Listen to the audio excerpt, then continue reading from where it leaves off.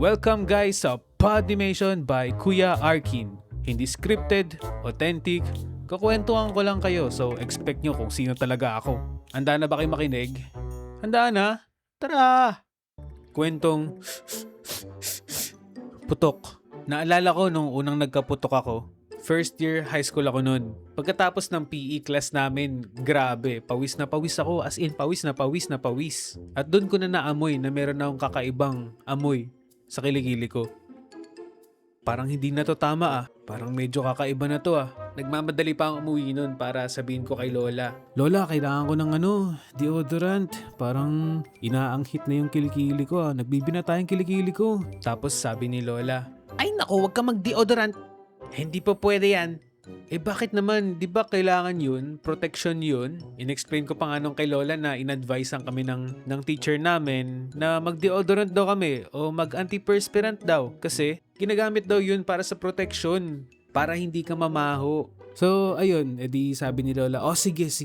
Magde-deodorant ka. Pero pambabae muna ang gagamitin mong deodorant. Ha? Ano ba yan? Hindi ba lalaki ako?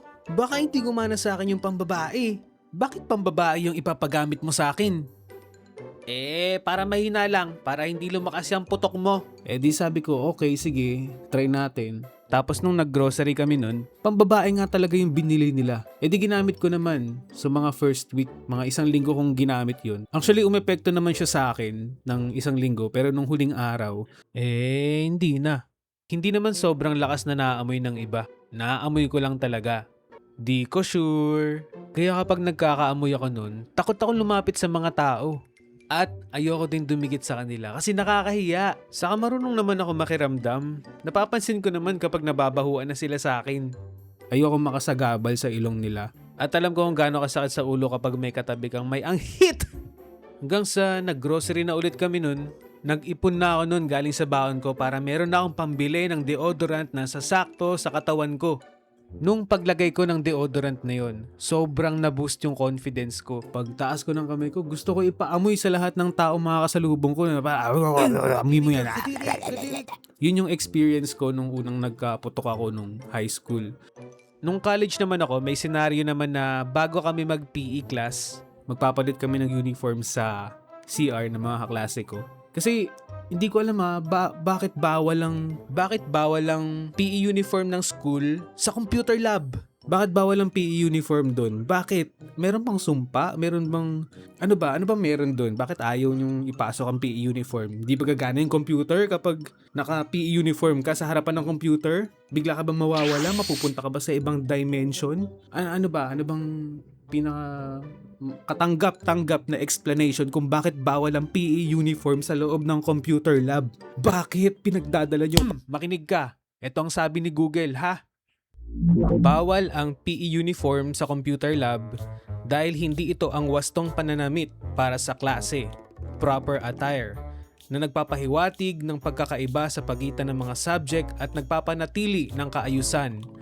At maaaring hindi ito angkop sa ambience ng isang academic setting tulad ng computer lab na nangangailangan ng formal na hitsura. Okay, so pagpapasok ako ng banyo dapat nakahubad.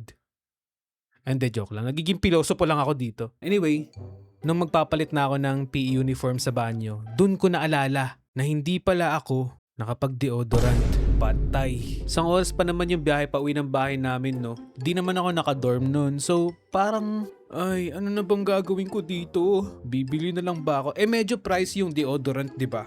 Syempre, estudyante pa lang naman ako nun. Wala pang budget. Baon lang sa kapamasahe. So, nagrarant na lang ako dun sa harapan ng salamin. Dun sa loob ng banyo. Tapos, nag-share ako dun sa klase ko. Pre, nakalimutan ko yung deodorant ko. Ay, ang lungkot naman. Parang ayokong pumasok ng PE. Sa college pa naman, kontrolado natin yung oras natin. Kung papasok ka, edi go. Kung hindi ka papasok sa subject na yun, edi hindi rin, ganun. Kaya iniisip ko kung hindi na talaga ako papasok sa PE. Kasi kung papasok ako, mangangamoy lang ako. Pre, huwag kang mag-alala. Meron akong deodorant. Nung sinabi niya yun, nagdalawang isip ako. Wow, ayos ano ba yan? Roll-on ba yan? Kasi kapag roll-on yan, parang di ko hiramin yan eh. Kasi, di ba pre, yung putok mo sa kilikili mo, kiniskis mo na dyan, tapos humalo na yan sa liquid dun sa loob, tapos hehiramin ko, kikiskis ko sa kilikili ko. Hindi na pre, okay lang. Pero sabi niya, hindi naman pre. Ano to? Spray to. Spray. So, safe tayo dun, no? Safe tayo dun. Hiniram ko na yung deodorant, tapos inispray ko na sa kilikili ko. At ready to go na ako mag-PE. Yung iba ba dito naka-attend na ng UAAP? Meron din kasi akong kwento dito about sa ang hit UAAP experience ko. Hindi ko alam kung kaklase ko yun or yung katabi ko yun. Habang nanonood kami ng basketball nun, medyo intense yung laban. Siyempre nakafocus kaming lahat. Biglang nag-shoot yung star player namin ng 3 points. Pumasok, tas nagsigawan lahat ng tao. Woo! Woo! Let's go! Tapos nagtaasan ng kamay. Anong amoy yun? Amoy ibang planeta. Bakit ganun? Hindi ko tuloy na-enjoy yung UAAP. Kahit na makashoot yung yung star player namin, di na ako maka-cheer. Wala na eh. Wala, hindi ako maka-inhale. Puro exhale na lang ako. Mabuti nga nakalabas na kami ng buhay dun eh. Pero hindi ko talaga alam kung kaklase ko nga ba yun or yung katabi na hindi ko kilala.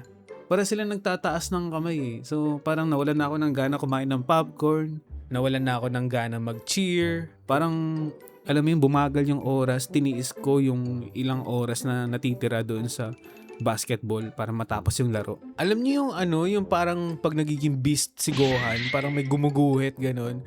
Ganon yung amoy, gumuguhit sa ilong, diretso sa utak. Di kaya masama yun? Baw. Parang nakakabaliw. Yun, natutunan ko na napaka-importante talaga ng deodorant, no? Hindi siya pampabaho ng kilikili. Talagang kailangan siya, no? Needs, hindi siya wants. Hindi yung parang gusto ko mag-spray sa kilikili ko. Hindi. Kailangan siya eh. Alang-ala sa ilong ng iba.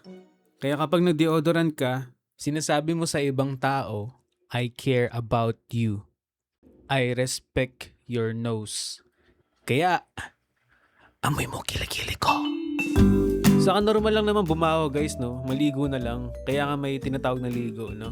Pag bumaho ka, maligo ka lang. Yun lang naman eh. Madali lang naman, di ba?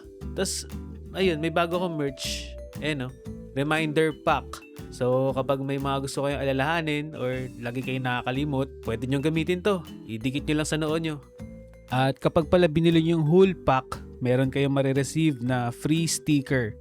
So, random yan. Secret na lang kung ano yan, di ba? Hindi naman halata kung ano yan eh.